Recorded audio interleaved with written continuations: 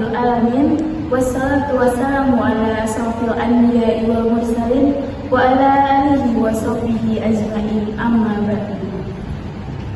Puji syukur kehadirat Allah Subhanahu wa Ta'ala, karena berkat nikmat dan hidayahnya kita bisa berkumpul dalam keadaan sehat walafiat. Hadirin yang dirahmati Allah, pada kesempatan yang mulia ini, izinkan saya menyampaikan sebuah materi ceramah dengan tema menjaga lisan dalam kehidupan sehari-hari. Tema ini sangat penting untuk kita renungkan bersama, karena lisan merupakan bagian dari tubuh yang kecil, namun dampaknya sangat besar bagi kehidupan dunia dan akhirat kita. Setiap manusia diberi karunia berupa lisan, sebuah anugerah dari Allah Subhanahu wa Ta'ala yang memiliki kekuatan luar biasa. Dengan lisan, kita dapat menyampaikan ilmu, berbicara kebaikan, memberikan nasihat, dan mengungkapkan rasa syukur.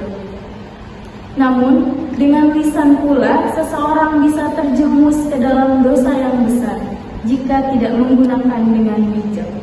Allah telah mengingatkan kita dalam Al-Quran, surah Qaf ayat 18. Ma yalfizu min qawlin illa ladaihi raqibun atid.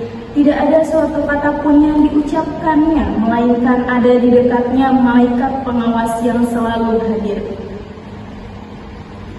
Ayat ini mengajarkan kita bahwa setiap ucapan, apapun bentuknya, tidak luput dari pengawasan Allah melalui malaikatnya. Kata-kata yang baik akan menjadi pahala, namun kata-kata buruk akan dicatat sebagai dosa. Maka penting bagi kita untuk selalu berhati-hati dan berpikir sebelum berbicara. Rasulullah SAW juga pernah bersabda dalam hadis yang diriwayatkan oleh Bukhari dan Muslim, barang siapa yang beriman kepada Allah dan hari akhir, hendaklah ia berkata yang baik atau diam. Hadis ini mengandung makna yang sangat dalam. Diam adalah jalan terbaik ketika lisan kita tidak mampu mengeluarkan kebaikan. Ini bukan berarti kita pasif, melainkan menjadi bijak dalam menyaring apa yang pantas kita ucapkan. Seorang muslim yang sejati adalah mereka yang lisannya tidak menyakiti orang lain dan tidak menebarkan kebencian. Namun sayangnya, di zaman sekarang, menjaga lisan menjadi tantangan yang besar. Ghibah, fitnah, ucapan kotor, caci maki, semua itu begitu mudah terucap. Bahkan seringkali tanpa kita sadar, kadang melalui mulut, kadang melalui tulisan di media sosial, yang hakikatnya juga merupakan bentuk lisan dalam dunia digital.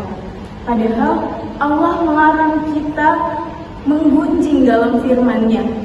Dalam Quran surat Al-Hujurat ayat 12. Dan janganlah sebagian kamu menggunjing sebagian yang lain. Sukakah salah seorang di antara kamu memakan daging saudaranya yang sudah mati? Maka tentulah kamu merasa jijik kepadanya. Ghibah diibaratkan seperti memakan bangkai saudara sendiri, sebuah perumpamaan yang sangat mengerikan. Maka renungkanlah betapa besarnya dosa kita dengan ringan mencela atau membicarakan keburukan orang lain. Menjaga lisan bukan berarti membungkam kebenaran, tapi mengendalikannya agar hanya menyuarakan yang bermanfaat.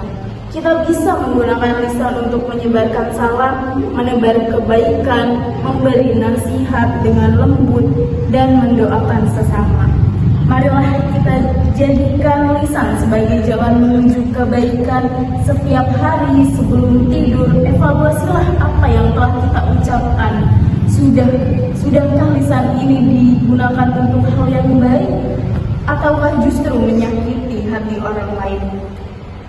Semoga Allah Subhanahu wa Ta'ala senantiasa membimbing kita menjaga lisan. menghindari ucapan yang sia-sia dan menjadikan perkataan kita sebagai sumber pahala, bukan penyesalan. Amin ya robbal alamin.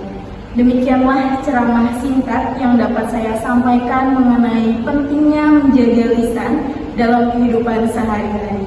Semoga kita semua termasuk hamba-hamba Allah yang senantiasa menjaga ucapan, menggunakan lisan untuk menyampaikan kebaikan dan dijauhkan dari segala bentuk keburukan lisan seperti ghibah, fitnah, dan ucapan yang sia-sia.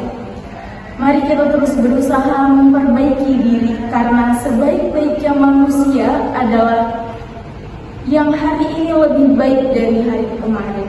Akhir kata, jika ada kebenaran dalam apa yang saya sampaikan, maka itu datangnya dari Allah Subhanahu wa Ta'ala, dan jika terdapat keliruan, maka itu semata-mata dari kelemahan diri saya sendiri. Mohon maaf atas segala kekurangan. Wassalamualaikum warahmatullahi